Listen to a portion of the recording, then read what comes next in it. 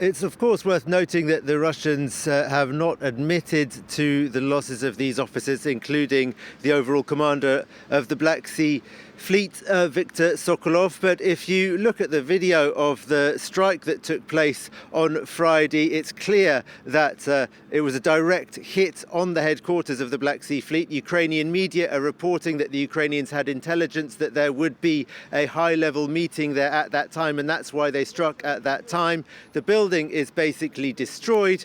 Ukrainian analysts are saying that this is going to hamper the operations of the Black Sea Fleet to quite some considerable degree for at least a month, perhaps longer. We don't know what documents were there that could be extremely important. They're saying that 34 officers, these include numerous lieutenants, as well as the overall commander, are among the dead. And they're saying that there are 105 wounded as well. And there hasn't been a really strong official denial of this coming from the Kremlin since Friday. All they said, the Russians officially, was that one officer was reported missing. The reports of the numbers of ambulances there, and of course just the scale of the damage, would suggest that that's an understatement. What does this mean? Well, let's remember what the Black Sea Fleet is used for. Russia uses these ships mainly at the moment for launching missiles towards Ukrainian territory, long-range missile strikes. So there's a hope that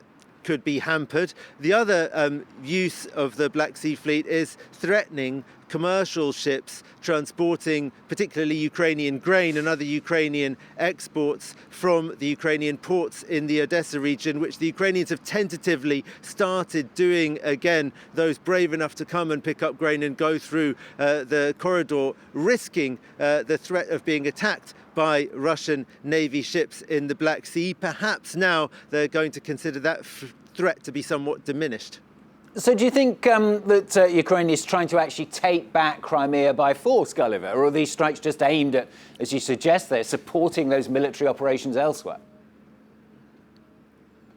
Well, exactly. I mean, Ukraine's stated official aim is to take back Crimea by force. Certainly people from Crimea that I've met here in Kyiv are very much looking forward to that and believe that much of the Crimean population would welcome it and others would simply accept it. But that's not what's going on at the moment. They're not at that stage yet. What they're trying to do is prevent the Russians from using Crimea and the Black Sea to launch long-range missile strikes on Ukraine itself, whether that's the electricity infrastructure or military targets in Ukraine. And Ukraine, of course, wants to keep its military equipment safe and its soldiers safe because they're involved in the operations trying to get back, at the moment, mainly southern Ukraine, southern Zaporizhia region, the rest of Kherson region, in order for the Ukrainians to have land access to Crimea. That's what's going on at the moment, and they're still making very slow progress, though in recent days there have been reports of a breakthrough south of Kyiv in Zaporizhia region, where